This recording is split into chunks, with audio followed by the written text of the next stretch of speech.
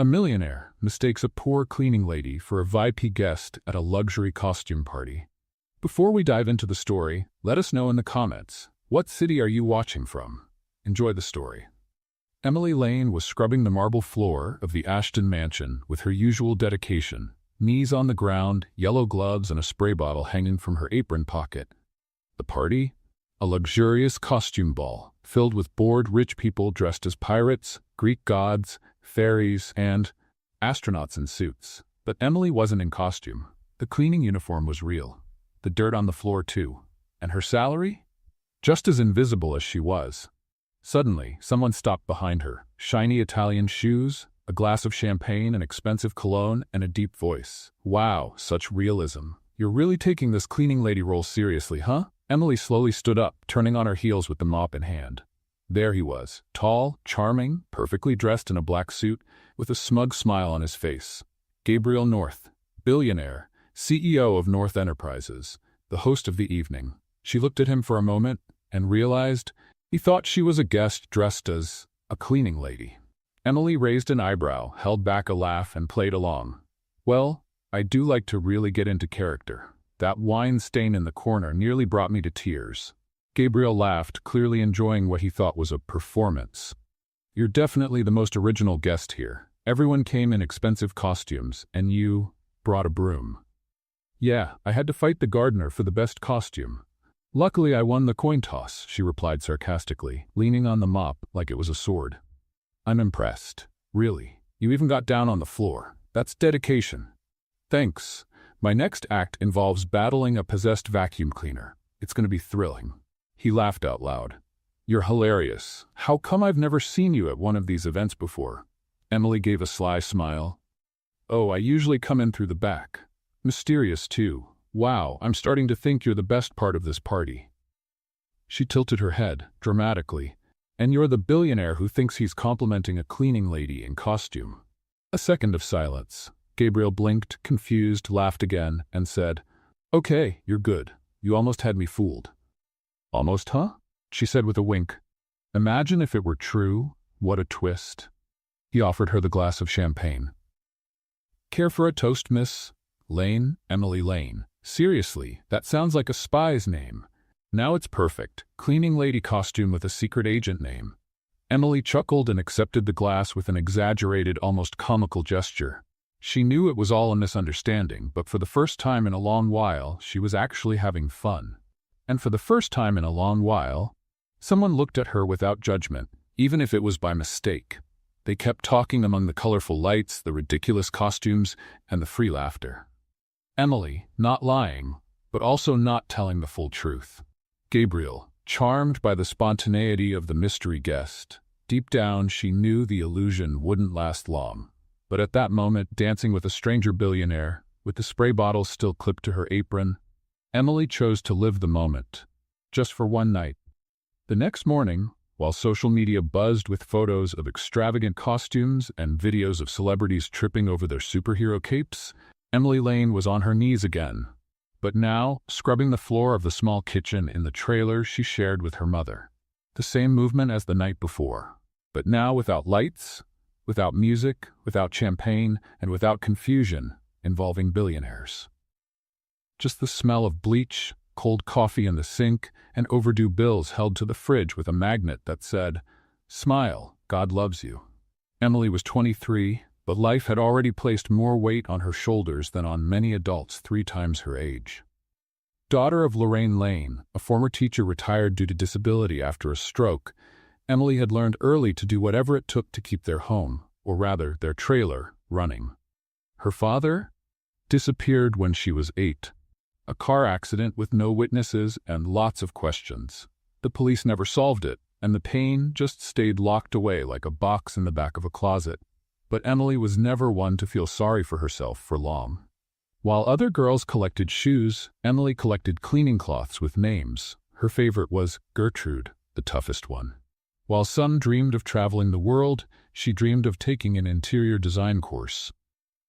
But for now, she was content rearranging the trailer furniture on weekends, moving the armchair like it was a bold artistic revolution. She worked for a company called Super Clean Events, a cleaning crew that specialized in high-end events. Working there meant polishing more shine than grime, and hearing more ridiculous requests than genuine compliments. But Emily had one advantage none of the others did. She knew how to laugh. She laughed at the situations, at the clients, at the do not touch signs in the marble bathrooms. She even laughed at her own life, maybe so she wouldn't cry. And maybe that's why on that night at the costume party, even kneeling with a mop in hand, she didn't get offended when a billionaire mistook her for a VIP guest. In fact, she thought it was funny. The world was so absurd sometimes that if someone wanted to believe her life was a stage play, why not let them? That same morning, she had made oatmeal for her mom, sat at the plastic kitchen table, and told her the whole story, laughing between spoonfuls. "You should have seen it, Mom. The richest guy at the party praising me for mopping the floor with such passion. Said I was really getting into character. I almost gave myself the award for Best Dramatic Janitor in Hollywood." Lorraine, who had trouble speaking but smiled with all her love, just murmured, "And you let him believe that?" Emily shrugged. "Well, I didn't lie. I just didn't correct him. He thought I was a guest? Fine by me. I just can't fall in love, right?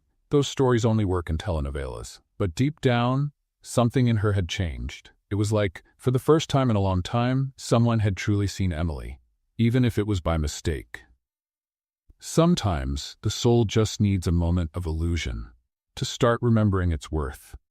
That same Emily who danced in the hall to the sound of jazz, laughing at herself and leaving a billionaire curious, was still the one who came home and sorted the recycling with labeled bins.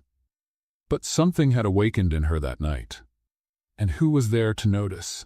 Only a certain mutt named Spud, who she adopted after finding him abandoned near a fancy restaurant that threw out food like the world was only hungry for appearances. Spud was her quiet companion during thoughtful moments. And that afternoon, lying on the worn-out couch with Spud snoring on the rug, she whispered, "Imagine, Spud, if he found out the truth." The dog let out a long sigh. Emily did too. Then she laughed. "He'd probably run off to wash his hands, huh? Bet he's never held a mop in his life. Probably thinks disinfectant comes in a wine bottle." And then the phone rang. "Hello? Emily Lane? This is North Enterprises. Mr. Gabriel North asked if you could come to the office tomorrow at 9 a.m. He'd like to speak with you in person." Emily went silent. She looked at Spud. The dog opened one eye, scratched his ear, and lay back down. She cleared her throat. "Just one question. Does he know who I am?" "He only said it was urgent, and that if your second performance is as good as the first, he'd have an offer for you." She hung up, stood still, then looked at her reflection in the metal spoon. "Okay, either he's going to fire me from a job I don't even have, or hire me for something even more ridiculous." Spud barked. Emily got up. "Time to scrub the sneakers with our best cleaner, Spud, because tomorrow the cleaning lady's going upstairs to the boss's floor." Gabriel North didn't know what silence was. Not the real, deep, unsettling kind. His life was filled with noise, contracts, meetings, phones ringing, notifications flashing across multiple screens. He was the kind of man who slept with his phone next to the bed and woke up at 5 a.m. to meditate. For exactly 3 timed minutes, CEO of North Enterprises, a holding company with branches in tech, construction, events, and, ironically, even industrial cleaning. His schedule was blocked into 15-minute chunks. Even lunches had deadlines. And his heart, well, that was compartmentalized too.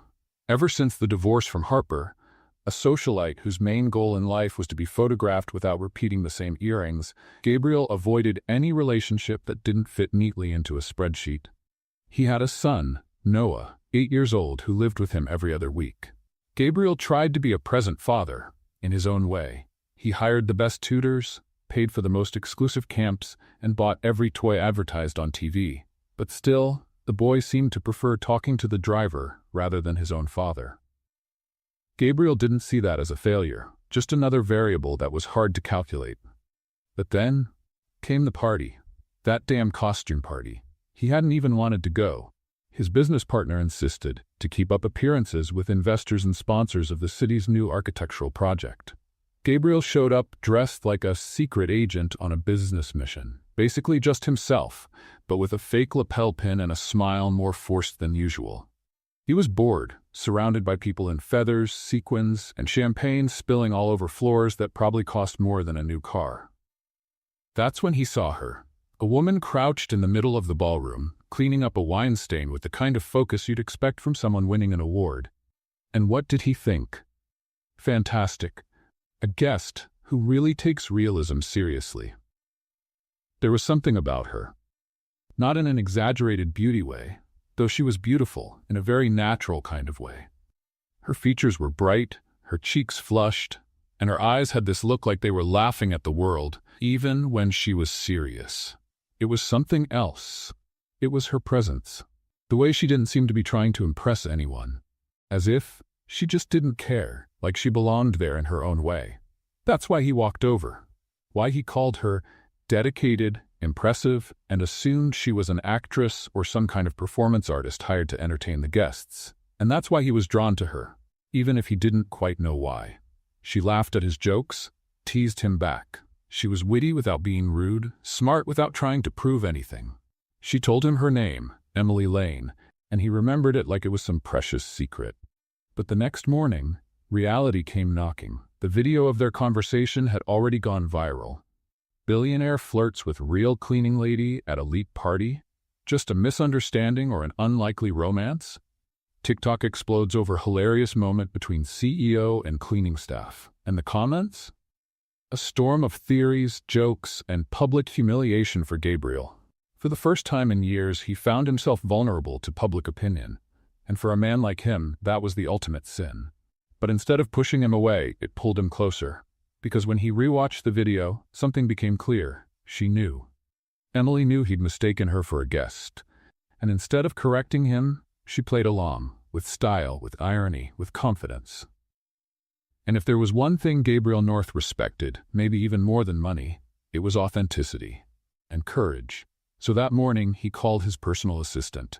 Find out who Emily Lane is, where she works. I want her at the headquarters tomorrow at 9 a.m. Under what reason, sir? Tell her, I have an offer, one she won't want to refuse. He hung up, and for the first time in a long while, he stood by the window of his building. Looking out at the city he helped build, and wondering where she might fit in the puzzle. The next day, Emily walked into North Enterprises, wearing her best jeans, some old sneakers she cleaned with a toothbrush, and a turtleneck she borrowed from her neighbor. She tied her hair up in a messy bun and put on strawberry-colored lipstick because, you never know, she thought. The lobby was big enough to host a basketball game, with room left over for a wedding. Elegant receptionists, modern art, security everywhere. Emily swallowed hard but kept her head up. Let's have a little fun for those who read the comments, shall we? Type hot dog in the comments. Only the ones who made it this far will get it. Now let's get back to the story. I'm here to see Mr. North. The receptionist looked her up and down. Name? Emily Lane. He's expecting me. They were the longest 10 minutes of her life before she was called to go up. Gabriel North met her in a glass room on the 42nd floor. Panoramic city view. Air conditioning cold enough to freeze emotions. And there he was, standing with his hands in his pockets. Emily Lane, Gabriel North, she matched his formal tone. Nice to see you again, with less confetti and more concrete this time. He laughed. You surprised me, and that doesn't happen often. Must be a gift all cleaning ladies have in disguise. Or maybe the talent of women who know how to handle the unexpected. Silence, but not the awkward kind. A curious kind of silence. He stepped closer. I want to make you an offer. I saw how you handled a situation off script. That's rare anywhere, especially in the corporate world. If it involves cracking jokes about mops during meetings, I'm in. Actually, I want you to lead the creative setup of our new company building. The whole space. A modern, functional, accessible concept. You'd have full creative freedom.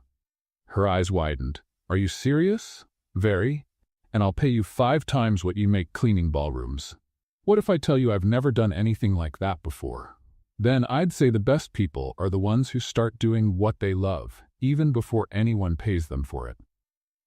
Emily crossed her arms, thinking. So now you're trying to turn a cleaning lady into a luxury designer. Is that it? I want to see what happens when real talent is put in the right place. She looked straight at the man in front of her. Wealthy, powerful, cold on the outside, but with a spark in his eyes she hadn't seen at the party. Emily smiled. All right, but just so you know, my favorite color palette is anything that doesn't stain easily. Gabriel held out his hand. Welcome to the project. She shook it firmly, and in that handshake 2 completely different worlds really started to collide. No longer by accident, but by choice. On her first day as a temporary creative consultant, Emily Lane arrived at the North Enterprises headquarters with courage on her face and fear tucked deep in her backpack. Gabriel had placed her under the supervision of the project's lead architect, a Frenchman named Laurent, who spoke more with his hands than with his mouth. "You're the cleaning decorator?" he asked, wrinkling his nose like he'd smelled a dirty rag. Emily took a deep breath and answered with her best defense, sarcasm. "Yes, but don't worry. I only decorate using vinegar and baking soda." Laurent huffed, but Gabriel walked into the room and, with a simple nod, silenced the Frenchman like he had remote control. "She reports directly to me. But Mr. North, with all due respect, she has no formal training. And you have no common sense. See, we all have our talents." Emily held back a laugh, but inside she was keeping score. Little by little, she began to move through the new office floors, offering simple, effective ideas that surprised the suits. Plants in the hallways to bring warmth, modular desks to avoid isolation, neutral colors with pops of orange, because no one can fall asleep with orange flashing on the walls, she said. But with every step forward came the whispers. Some employees recognized her from the viral party video. Others just gave her dismissive looks. "That's the mop girl. The boss's favorite. There's probably some kind of deal going on." Emily heard it all, and she hid behind the same smile she'd worn since she was 12, when her mother used to say, "The world will treat you like trash. It's up to you to decide if you'll shine anyway." By the 3rd week, Gabriel started showing up more often at the project. Sometimes just to check the progress.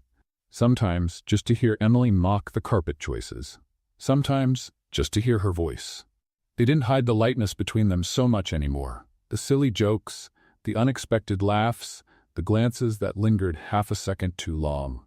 "You've changed," he said one afternoon, leaning against the model room wall. "Oh, it's the new disinfectant. It smells like self-esteem." He laughed, she laughed, and the silence that followed said more than any words. But what seemed like a feel-good romantic comedy with a predictable ending turned into an earthquake the next morning. The digital tabloid Manhattan Secrets dropped a bombshell. North Enterprises CEO involved with cleaning staff after costume party. Subheadline: Sources claim the relationship began during work hours. The article included a photo of the two. Gabriel smiling, Emily with her arms crossed in front of the company building. Nothing incriminating. But the article made up what the photo didn't show. According to it, Emily had been promoted in exchange for personal favors. There were anonymous quotes from employees. Nasty theories. Vicious insinuations. In the comments, another one who climbed the ladder with a mop. Cleaning lady with VIP talent. The boss's new love? Must be a love for drama. Emily read it all with wide eyes and frozen hands. The first thing she did was rush to Gabriel's office. "Did you see this?" He looked up from his tablet and nodded, way too calm. "Well, Sue." "Sue? That's what you have to say? Do you know what this is going to do to me?" "To you?" "Emily, this is a direct attack on my reputation." She went quiet for a moment, like she'd just been punched in the stomach. "Oh, I see. Your reputation. You're being attacked too." "No, I'm being crushed. You'll go to a meeting with your lawyer. I'll go back to being the cleaning lady who got too ambitious." Gabriel stood and stepped closer. "That's not how I see it." "No? Then tell me, did you ever think about telling people you hired me because you saw talent? Or did you just let them think I'm a distraction?" He didn't answer, and this time the silence screamed louder than any scandal. Emily walked out. She took the stairs down all 42 floors. At the bottom, she saw her face on a newsstand, smiling next to Gabriel. Caption: Beauty and Cleaning, North's New Love. On the sidewalk, reporters crowded around. Cameras, microphones, questions without filters. "Emily, were you really a cleaner? How did you get that job? Are you dating the boss?" She covered her face with her hand and ran. "Not home. Not to work. She ran anywhere that felt far away from that plastic world. Meanwhile, at Gabriel's penthouse, his personal assistant asked, "Would you like PR to release a statement saying Ms. Lane is a part of the company?" He thought for a few seconds, then replied coldly, "No, don't say anything. Let the story die." But what he didn't realize was that by staying silent, he ended up confirming the lie, and Emily found out, not from the news, but from someone she trusted. The company's receptionist, Mrs. May, found her the next afternoon, sitting on the trailer steps, holding a glass of milk with swollen eyes. "He didn't say a word, dear. Nothing. As if you didn't exist." Emily gripped the glass tightly, swallowed her pain and said, "It's okay. I've been invisible before. I'd just forgotten how it felt."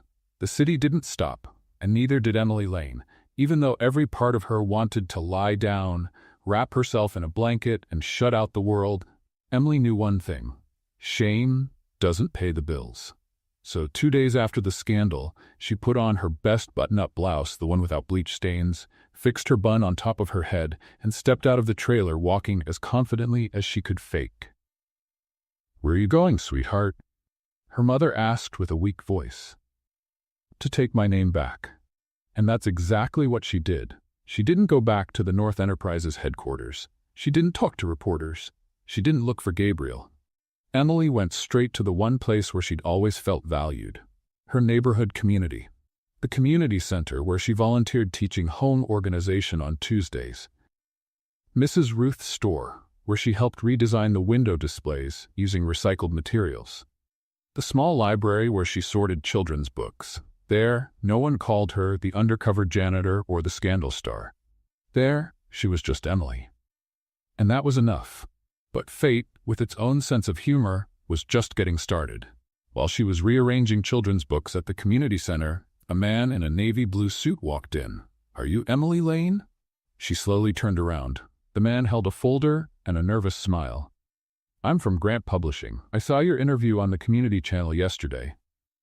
"Interview?" "Yes. A lady with blue hair spoke with you and recorded the whole thing. The part where you said, 'I don't need a badge to prove my worth.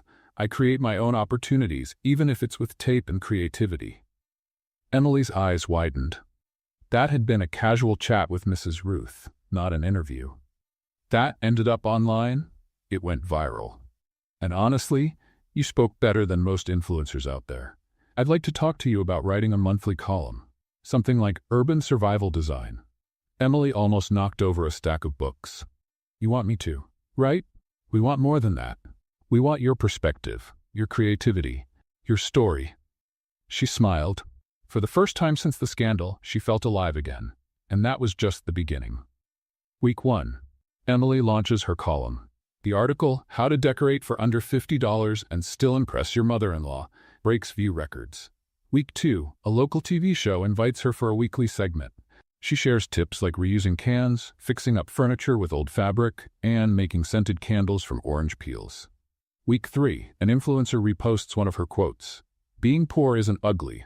What's ugly is treating those with less like they're invisible." The public loved it. Comments poured in. "This woman is a ray of sunshine." She made it without a red carpet. Emily Lane for president. The irony? Emily was rising faster outside of Gabriel's company than she ever had inside it. Meanwhile, Gabriel watched it all from a distance.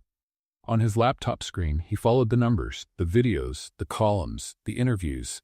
Emily was thriving, and she wasn't using his last name. She didn't need his approval. She had risen on her own, and that left him torn. Part of Gabriel deeply admired what he saw. Another part felt out of place. He was used to being the starting point for great stories. He didn't know how to handle someone growing in spite of him. Not because of him. That's when Noah, his son, walked into the room and said, "Dad, why did you let her go?" Gabriel closed the laptop, caught off guard.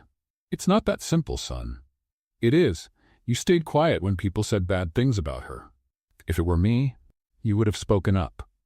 The boy crossed his arms. "She helped me with my science project, taught me to glue with homemade paste and build a model with soap boxes. She was cool. And now, she's gone." Gabriel said nothing. That night, he stepped out onto the penthouse balcony. The cold wind hit his face, but he barely noticed. He kept thinking about everything he didn't say. Everything he didn't do. For the first time, someone had touched his life without asking for anything in return. And he had let the world label her without lifting a finger. But that wasn't going to happen again. The next day, Emily got a call from the community center. "Emily, there's a man here.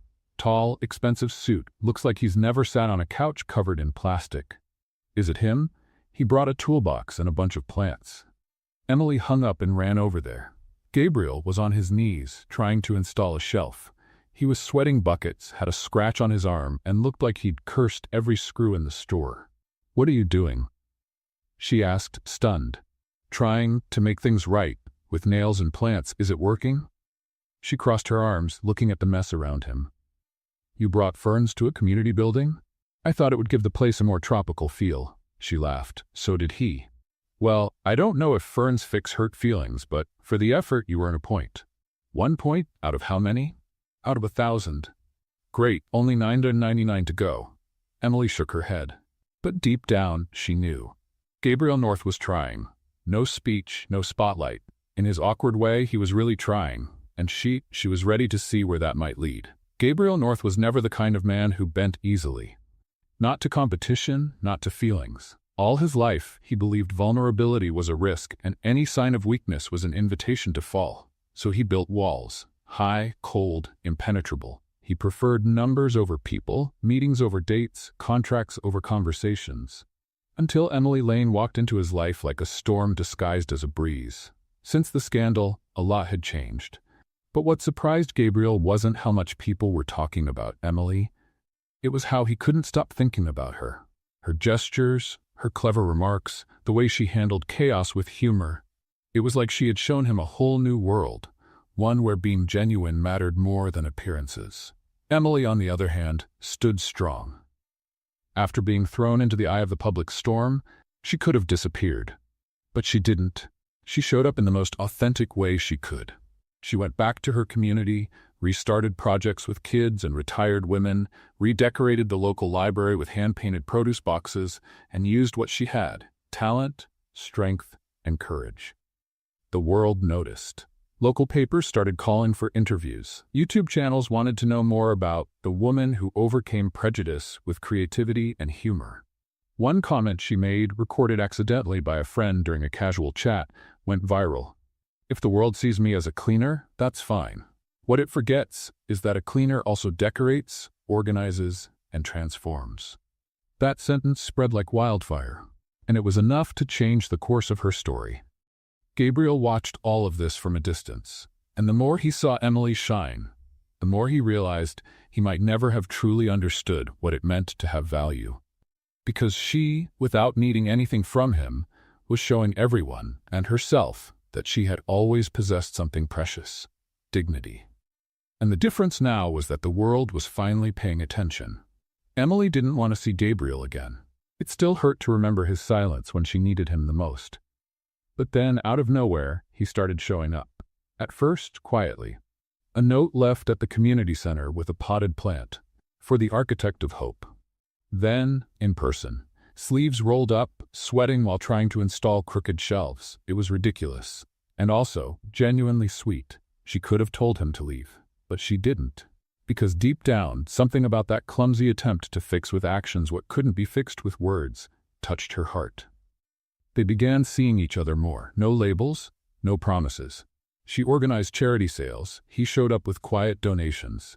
She ran a recycled paper craft workshop. And he, even though he couldn't fold a paper airplane, volunteered to paint tables, even if he ended up with paint in his hair. At one of these events, Gabriel picked up the microphone at the end of the evening and surprised everyone. He spoke only a few words, but they carried weight. "I was trained to recognize numbers, metrics, results, but this woman taught me how to recognize real worth. And that, no graph can explain." Emily lowered her eyes. Her heart wanted to believe. Her mind was still protecting itself. On the way home, he walked her to the bus stop. The wind was cold. She rubbed her hands together, trying to hide the chill. He took off his scarf and, without saying a word, wrapped it gently around her neck. She didn't take it off. "You don't have to do this," she said, not looking directly at him.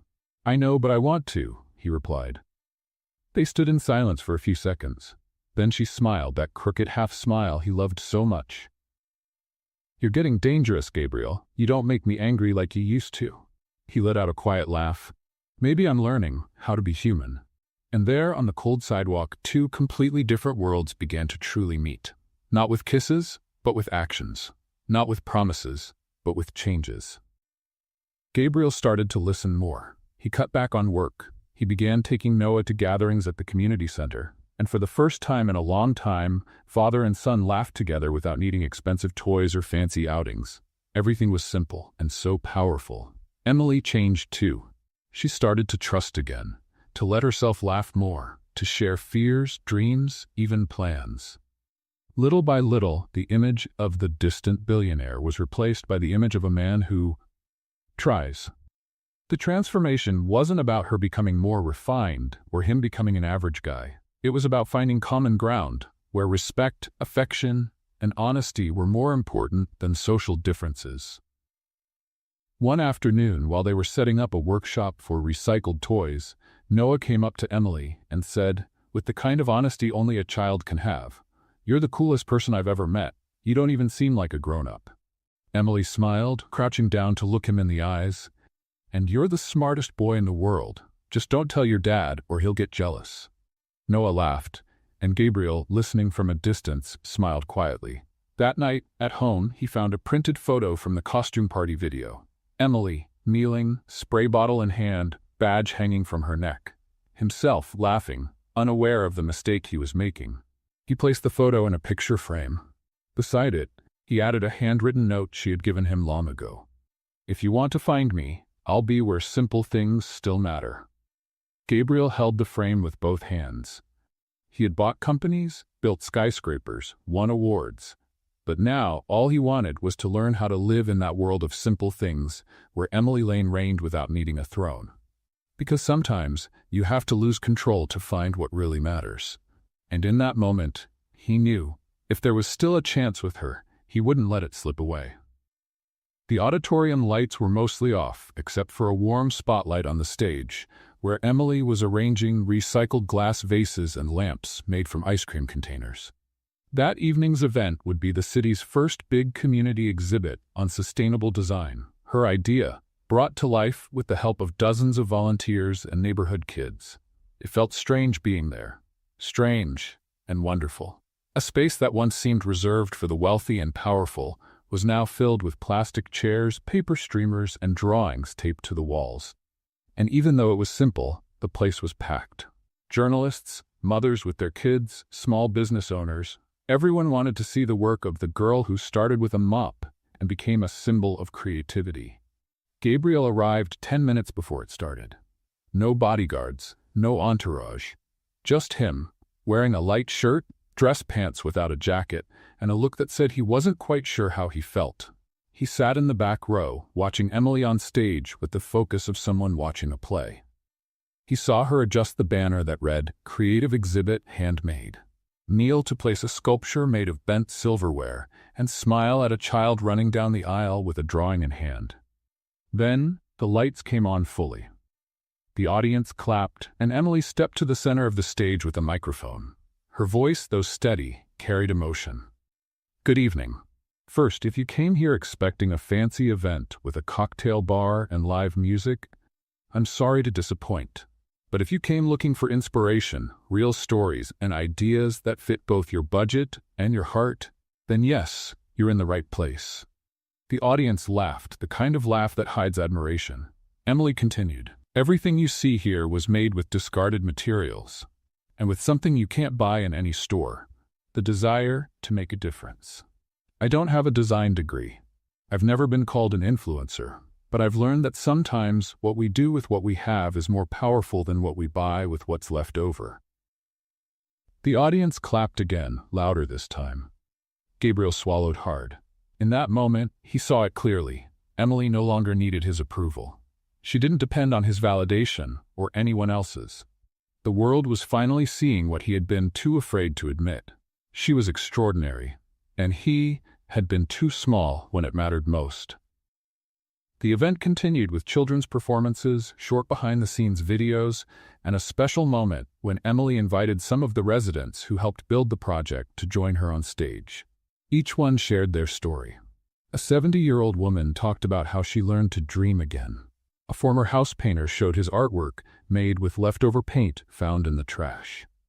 A teenage girl who nearly dropped out of school spoke about how Emily encouraged her to turn her old notebooks into art.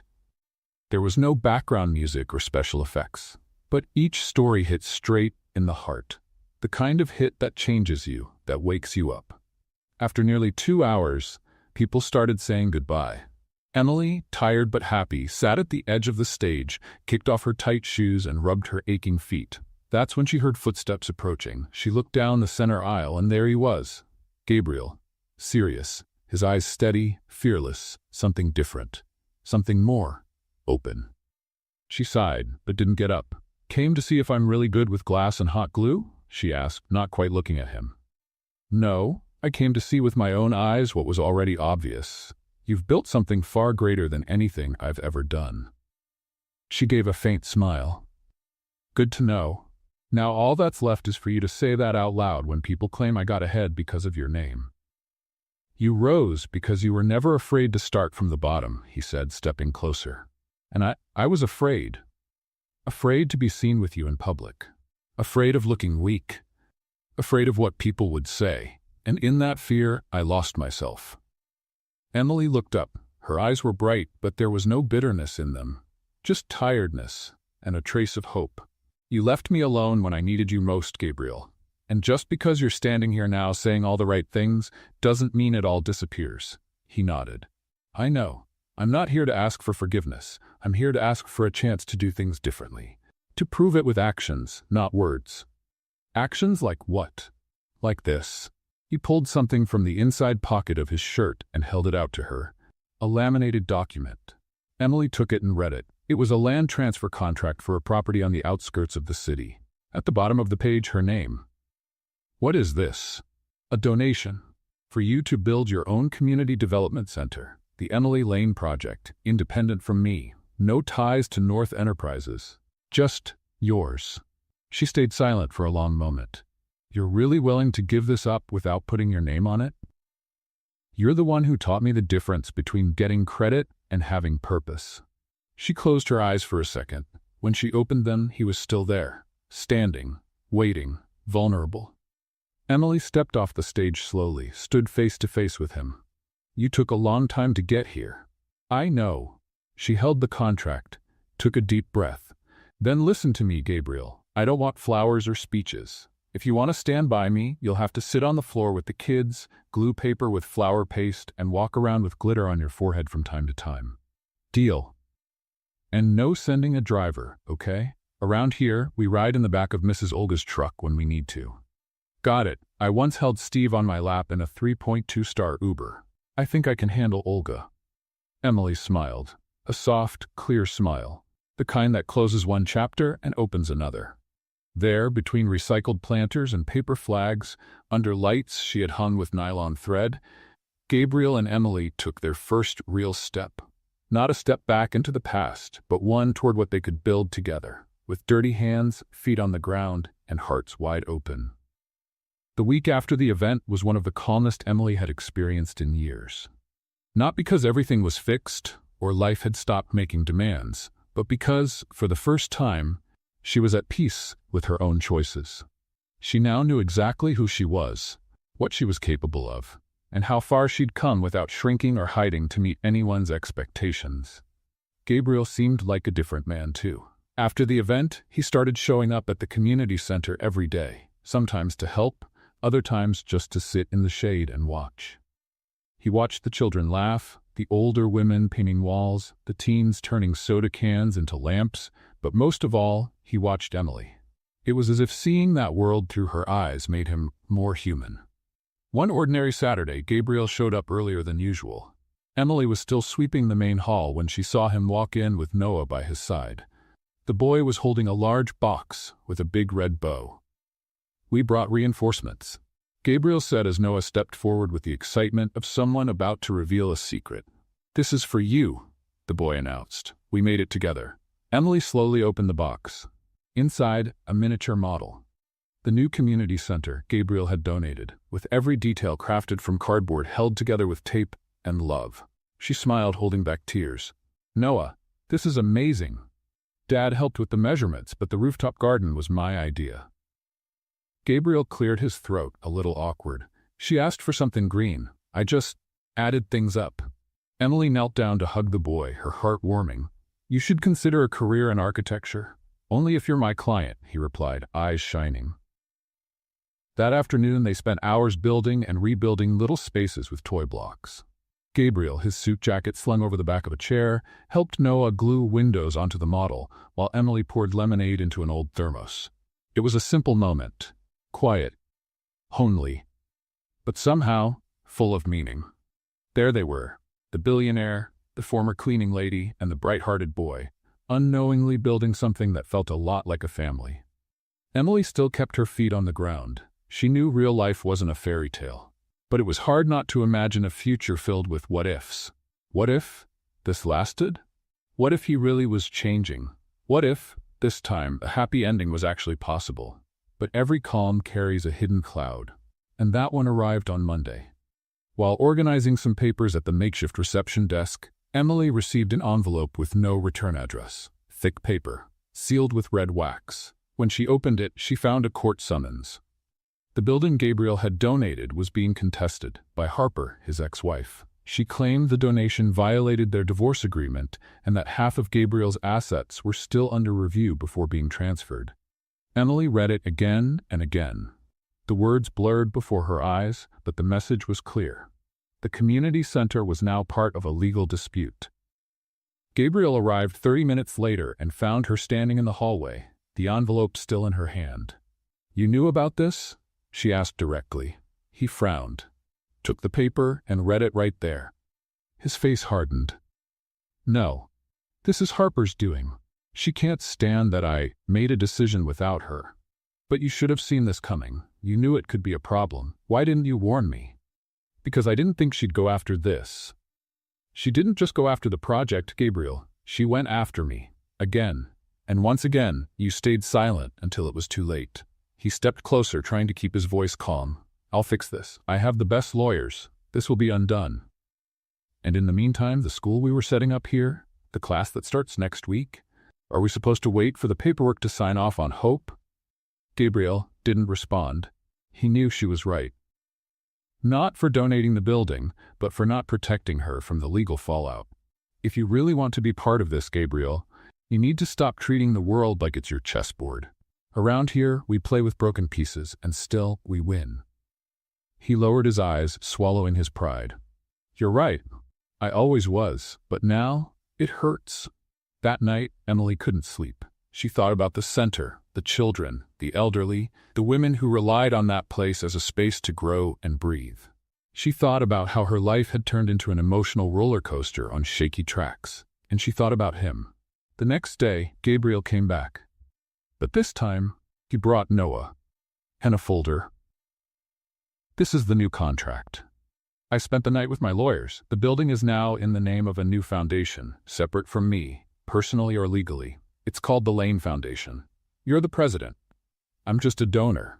Emily took the folder, read it silently, then looked up. You got me out of this.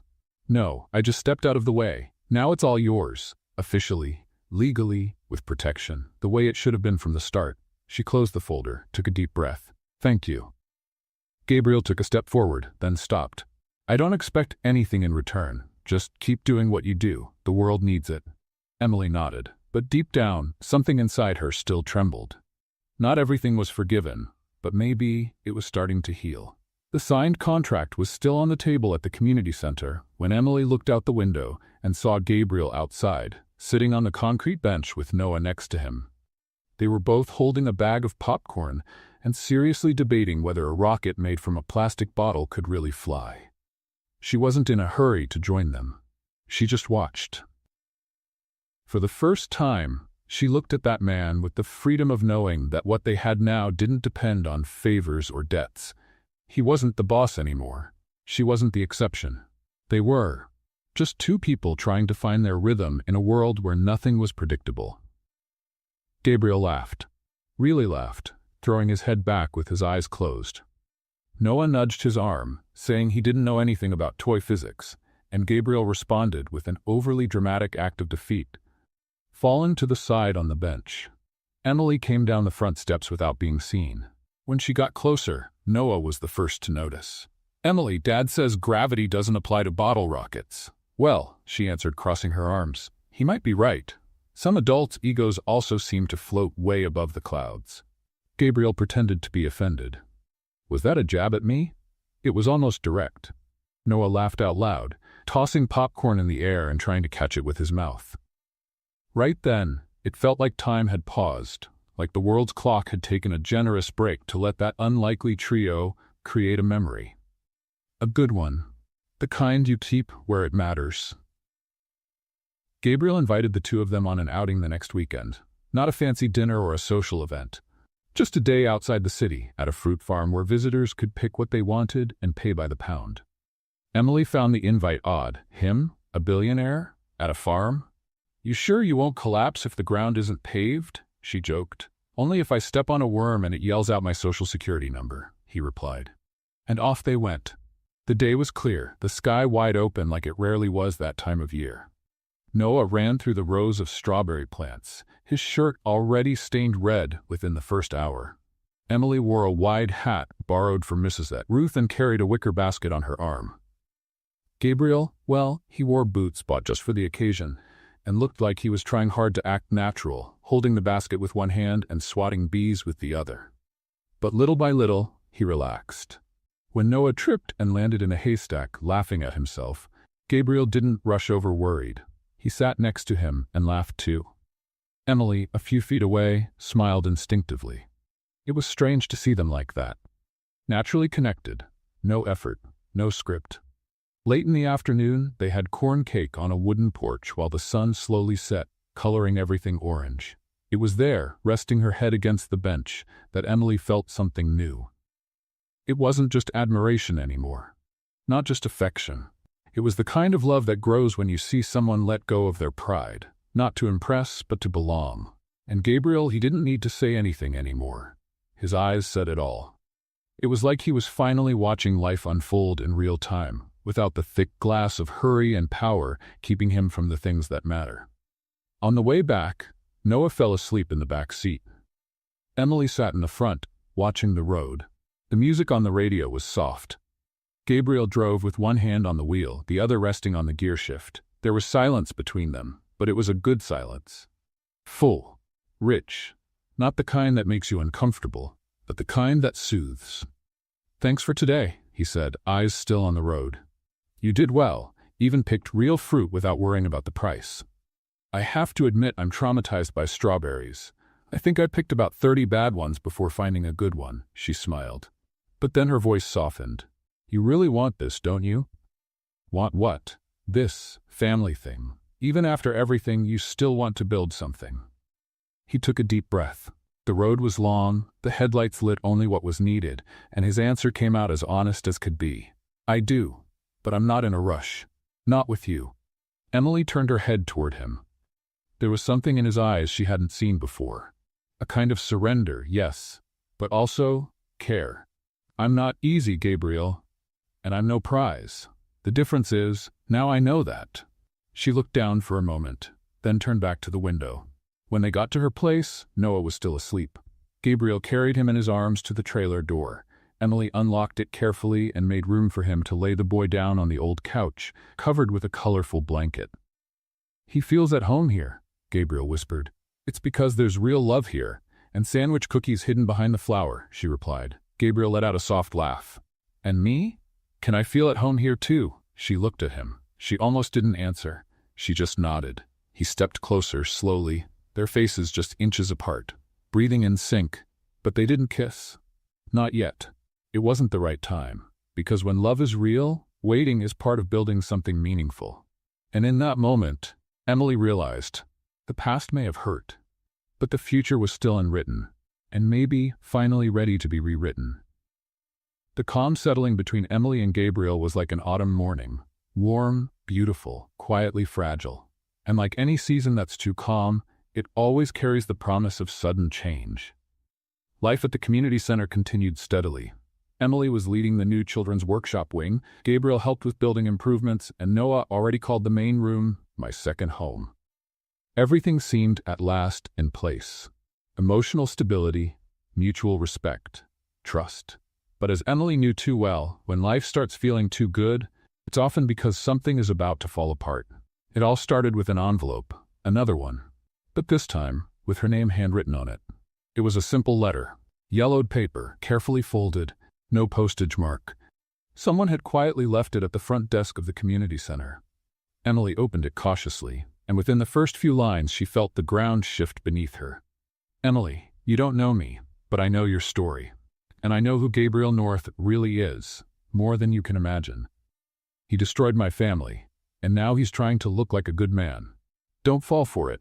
I have proof. The letter was signed by Valerie Whitmore, a name Emily had never heard before. But in the following paragraphs, the woman gave too many details to be making it up. The name of the company Gabriel used to be a partner in, the multi-million-dollar bankruptcy case that affected dozens of families, including hers. The letter didn't just accuse, it gave dates, places, and context. It was clear, articulate, and disturbing. Emily read every line twice.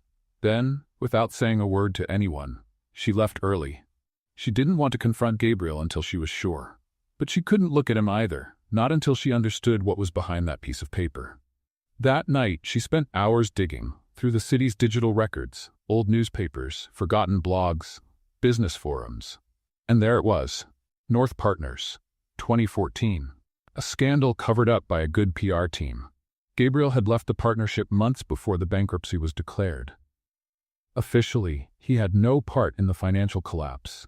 But the rumors said otherwise. Some said he saw it coming, that he sold his share just before it all went under, avoiding blame and losses. Emily felt a cold ache rise through her spine. It was the kind of discovery that shattered the image she had been building of him. And worse, it was the kind of silence that, coming from Gabriel, didn't feel entirely unexpected. The next day, she showed up at the community center as usual, but something in her eyes was missing. Gabriel noticed and tried to come closer, but she stepped aside. Avoided him. He was confused. Did something happen? She looked at him for a moment. She wanted to ask right then, but there were kids nearby, Noah nearby. "We'll talk later," was all she said. Later, after everyone had left, she called him into an empty room, closed the door, slowly laid the letter on the table. "Let's play a game with anyone just reading the comments? Write Pepsi Cola in the comments. Only those who got this far will understand. Now back to the story." Gabriel read in silence. He didn't try to deny it, didn't fake surprise. He just looked at the envelope, then at her. "So you know." Emily crossed her arms, her breath tight in her chest. "You knew this was out there, that this existed, and you never told me. Why?" "Because I didn't think it mattered." She let out a bitter laugh. "Didn't matter. You leaving a company that ruined families, right before it collapsed, and never being held accountable. That's not important. I left because I saw it was going downhill. I tried to warn the others. They didn't listen. I protected what was mine. And what about the others? Who protected them?" He sighed, rubbed his face, sat down. "I did what any businessman would have done. I acted within the law." Emily stepped closer slowly. "But what about your conscience?" Silence.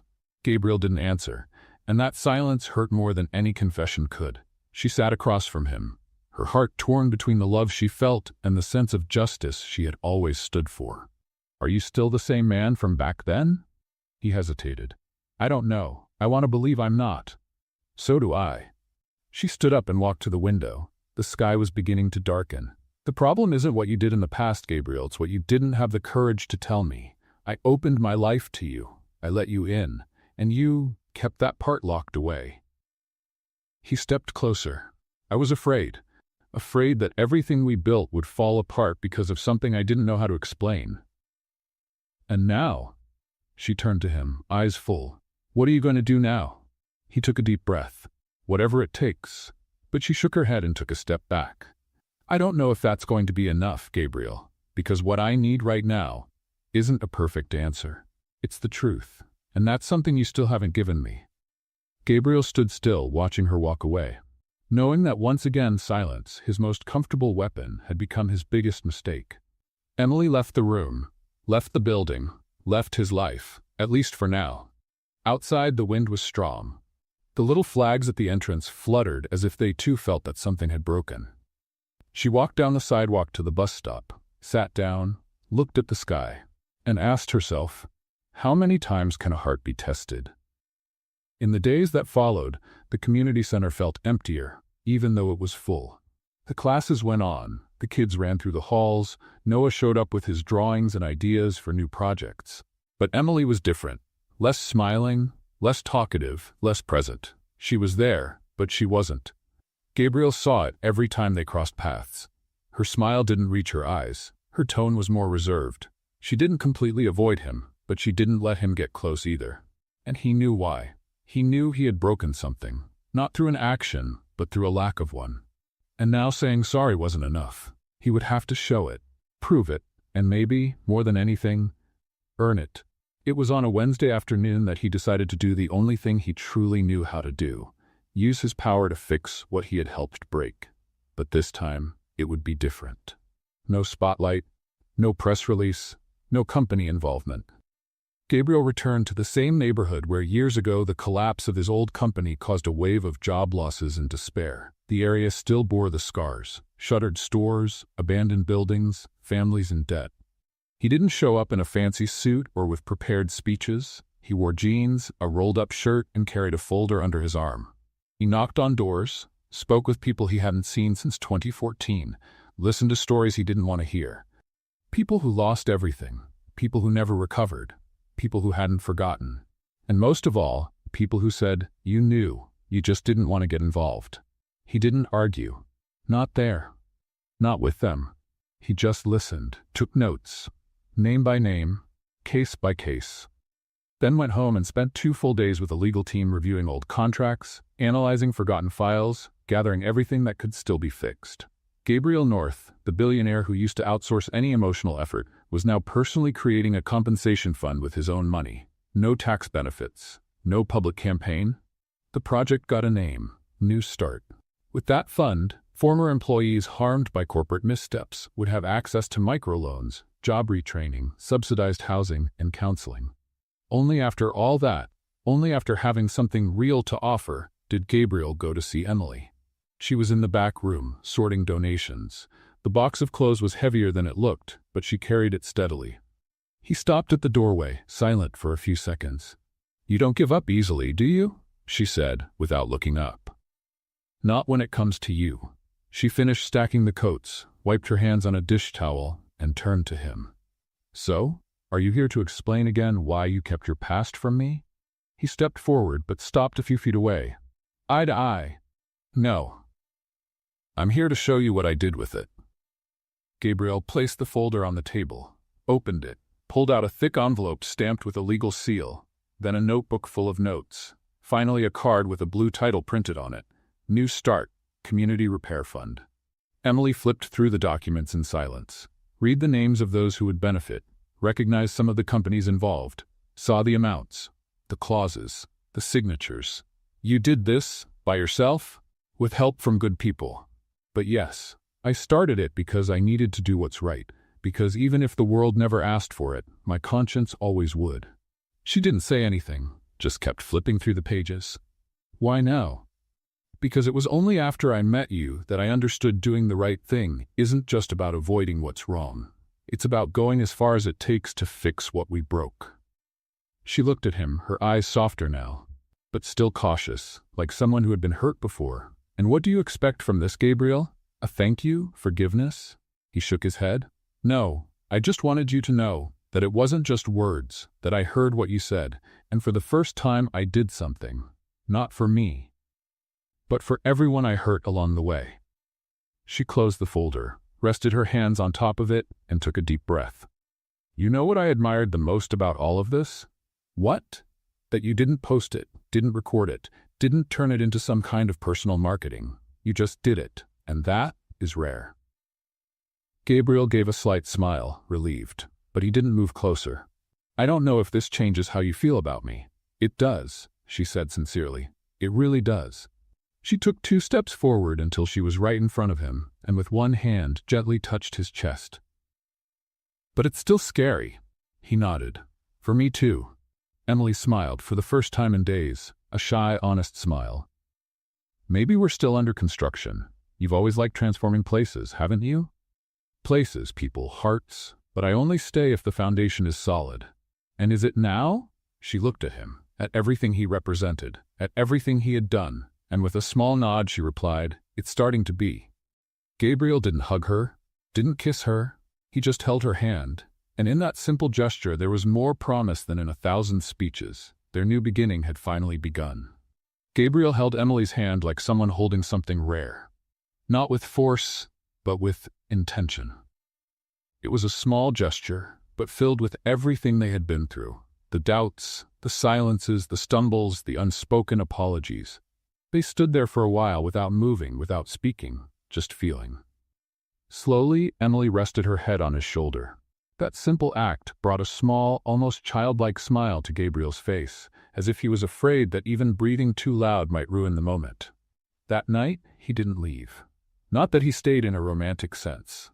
It wasn't that kind of staying.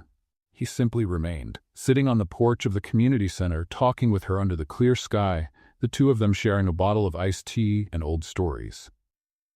Emily talked about her father who disappeared when she was a little girl, how she learned to fix the trailer's plumbing by herself, using online tutorials, and the time she cried in secret because a teacher told her she would never go far wearing a janitor's uniform. Gabriel listened like someone listening to a song they don't want to end. And for the first time, he shared details he'd never told anyone. He spoke about the emptiness of growing up surrounded by money, the coldness of his parents, the marriage with Harper that was always more of a business deal than a union of souls. And about the fear, the constant fear of never being enough, even when he already had everything. It was there, between shared stories and comforting silences, that their love took on new depth. It wasn't that enchanted love of curious glances or clumsy flirting anymore. It was a mature love. Aware. Committed. The next day, Noah showed up holding a big piece of poster board. I want to show you my new project, he announced, smiling. It was a large, colorful drawing where he, Emily, and Gabriel were standing side by side in front of a house with a red roof and a dog, clearly Steve, jumping in the yard. This is our house. For when you get married. Emily's eyes widened in surprise. Gabriel cleared his throat, trying to hide his reaction. Oh yeah? She asked, trying to stay light. Noah nodded, very sure of himself. I've already decided. You two belong together. And I like you, Emily, more than the other girlfriends Dad had before. You're different. You listen. You don't treat me like a silly kid. And Dad, he's better when he's with you. Gabriel didn't say anything, but Emily noticed him swallow hard. Noah looked at both of them and added, So, when's the wedding? Emily and Gabriel looked at each other, surprised by the boy's honesty, but also touched. It wasn't pressure, it was a pure wish. Childish, yes, but true. Emily knelt down so she was at his eye level. Well, that's something we need to talk about carefully, you know? It takes time, planning. But you already love each other, don't you? She looked at Gabriel. He looked back, and he answered without hesitation. Yes, we love each other. Emily was quiet for a moment, letting the weight of that simple phrase settle in. Then she looked at Noah and smiled. Then I guess you can start drawing the invitations. The boy celebrated like he'd just gotten an early Christmas present, running in circles with the poster board in his hands. Emily and Gabriel laughed, caught somewhere between relief and surprise. After that, everything started falling into place with an ease that felt almost magical. Gabriel began stopping by the trailer more often, sometimes for dinner, sometimes just to hear Emily hum while she cooked. He offered to fix the place up, but she turned him down. This place has history. If we ever move in together, we'll build something new, together. But this is my foundation. Gabriel respected that, and truthfully, he started to enjoy that simpler world. He learned how to use real tools, fixed an old cabinet with the help of one of Noah's videos, and even burned the rice trying to surprise Emily with lunch. They no longer needed grand gestures. They were connected through the little things, the small acts. The presents. One Friday night, Gabriel took her for a walk through a botanical garden that only opened at night on special occasions. Lanterns lit the trails, and the scent of the flowers was strong in the air. At the end of the path, there was a small glass greenhouse with benches. Inside, a simple arrangement awaited them. Daisies, Emily's favorite. She smiled when she saw it, then turned to him. "All this just to propose to me, Gabriel North?" He smiled too, but he didn't answer. Instead, he pulled a small box from his pocket and opened it, revealing a delicate ring with a small blue stone, the same shade as her eyes. "No, this is just to show you how much you mean to me. The proposal, that comes later." She picked up the ring carefully, like someone holding something far more precious than jewelry. "It's beautiful. It's you." She hugged him right there, tightly, fully, sincerely. And as they stayed there, surrounded by flowers, soft lights, and the silence only full hearts can create, one thing became clear. The worst was behind them. What they had now was a future. On a cloudy Monday morning, Emily arrived early at the community center to set up for the new gardening class with the kids. It was a normal day, just like many others since peace had settled in again, or so it seemed. Noah ran up to her with his backpack open, pulling out drawings with seeds glued to wet cotton. Gabriel was supposed to come later to help paint the flower pots. Emily had her gloves on, hands in the soil when the phone rang. It was Rachel, one of the assistants at North Enterprises. "Emily, is Gabriel with you?" "No. He said he'd be here around 10. Why?" On the other end, Rachel's voice was urgent. "He was in a car accident on his way to the office." Emily froze. For a moment, the world seemed to slow down. "What do you mean? Is he okay?" "He's conscious, but he was taken to the hospital. It was raining heavily, and the car hydroplaned. He swerved to avoid another vehicle. The crash was bad." Emily hung up before hearing the rest. She dropped everything, asked Mrs. Ruth to watch Noah, and ran.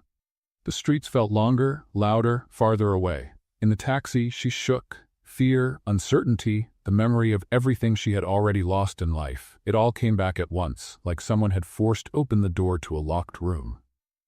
She arrived at the hospital, heart racing, asked at the front desk, was taken to the second floor. When she entered the room, she saw Gabriel lying there, arm bandaged, a few scrapes on his face and a tired look. But alive. She ran to him. "Are you out of your mind?" It was the first thing she could say, eyes full of tears. "Wasn't it enough to almost lose you once? Now you want to scare me to death?" Gabriel gave a weak smile. "I wanted to see you this morning. I was going to bring you coffee and cheese bread from that place you love. And you thought you needed to flip a car for that? Just wanted to speed up the surprise." She held his hand tightly, sat on the edge of the bed, took a deep breath. "When they called me, for a second, I thought I was going to lose you. Again, and I realized I'm not ready for that." He turned to look at her. His gaze was intense, even through the pain. "Emily, marry me." She blinked. "What? No flowers, no new ring, no garden lights, just here with the smell of antiseptic and hospital air. But honest, you and me, the realest way possible." Emily felt her chest tighten, and then she opened up. "Are you sure? You're really going to propose all banged up and with messy hair?" "Well, now I have an excuse if you say no. I can blame the concussion." She laughed, tears running down her face. "Yes, Gabriel, yes. But not just because you asked now. Yes, because I already said yes a while ago. I just needed you to be the man you are today." He breathed a sigh of relief and smiled. At that moment, Noah ran into the room with a new drawing in hand. "Did you guys get married?" Emily and Gabriel looked at each other. "We did," she said. "Right here." Noah climbed up on the bed carefully, hugging them both. "Now we're officially a trio." Gabriel laughed, even through the pain. Emily rested her head on his shoulder. And there, in room 208 of an ordinary hospital, no decorations, no flowers, no music. What many would call the most important moment of their lives was born, not because of the proposal, but because, for the first time, there was no doubt. They belonged to each other, and they were ready to build whatever came next, together. Time seemed to move differently after that day in the hospital. Gabriel needed 2 weeks of rest because of a fractured arm, but he didn't let that pull him away from his routine. In fact, he started showing up even more at the community center, now with Noah always by his side, and almost always holding Emily's hand. If the bond between the three had been beautiful before, now it was clearly unbreakable. It wasn't just the accident that had changed something. It was the certainty. When fear knocked on the door, Emily realized she couldn't imagine life without him anymore. And Gabriel, for the first time, stopped trying to control time, the future, and all the possibilities. He simply chose to live. "I don't want a wedding in a 5-star hotel," Emily said one afternoon while they were organizing paperwork on the center's porch. "And you won't have one," Gabriel replied with a smile, "unless the hotel accepts payment in recycled flower pots and Noah's drawings." She laughed without hesitation. "I want something that's ours, something with meaning, something that fits who we are." And that's how they decided. The wedding would be held in the backyard of the community center, with sunflowers planted by the kids, little flags made from leftover paper, and chairs borrowed from neighbors. Gabriel refused to rent an expensive suit. He wanted to wear a simple, light linen shirt that matched Emily's dress. Also simple, sewn by Donna Ruth and carefully altered by one of the sewing students. Noah took charge of the invitations. He made each one by hand, with colored pencils and glitter. A lot of glitter. He invited school friends, the supermarket security guard, the lady who sold candy on the corner, and even the bus driver who passed Emily's trailer every morning. "It's a wedding," he said. "Everybody needs to know real love exists." And it truly did. On the big day, the sun came out shyly, the kind of light that doesn't burn, just warms. The children ran through the yard holding baskets with paper petals. Steve, the dog, wore a little blue bow tie, because according to Noah, every best man should look sharp. Emily walked slowly between the rows of chairs. Her white dress was light with lace details on the shoulders and a simple ribbon around the waist. Her hair was in its usual messy bun, but with a small flower on the left side. A touch from Noah. People stood up. Gabriel stood at the improvised altar, barely able to hold back his smile. He wore the light linen shirt, beige pants, and eyes that sparkled. He had never looked so calm, so complete. As Emily reached him, he held out. "You look beautiful," he whispered. "You're alive," she replied, which is already a miracle on its own. Everyone laughed. The ceremony was heartfelt but light, with no over-the-top moments. A neighbor from the community, who was also a pastor, led the vows with warmth and simplicity. Love that starts on the ground, literally with a mop in hand, can grow to be the strongest of all. Because it's already proven it can survive the dust, the stumbles, and even the falls.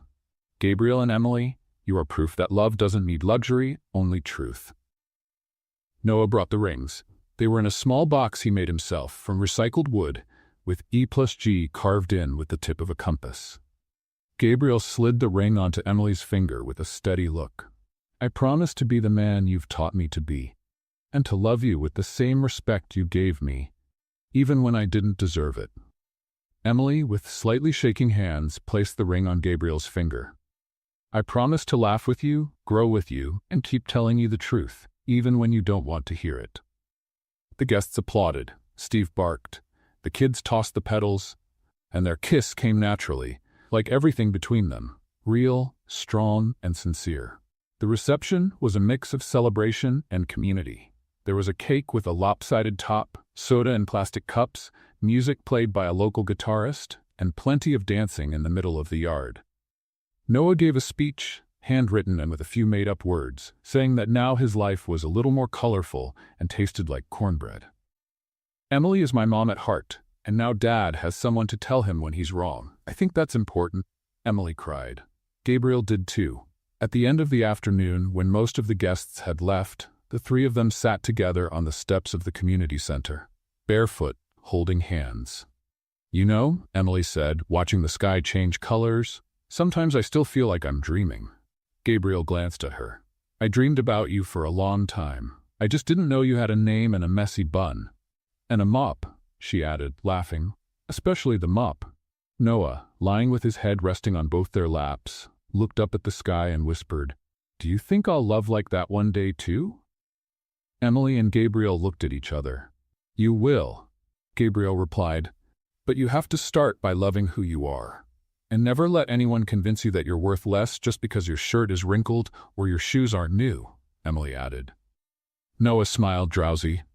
"All right then, but when I get married..." I want brigadeiros at my party, okay? Deal, they both said at the same time. There, among laughter, bits of confetti, and the soft evening light, a new chapter was beginning. The story that started with a misunderstanding, a dirty floor, and a sideways glance now closed with a kiss of love, a meaningful yes, and a boy wrapped in both their arms. It wasn't a fairy tale. It was better. It was real. What did you think of Gabriel and Emily's story? Share your thoughts in the comments. On a scale from 0 to 10, how would you rate this story? Don't forget to subscribe and turn on the notification bell to follow all our stories. And be sure to check out more heartwarming stories right here on the end screen.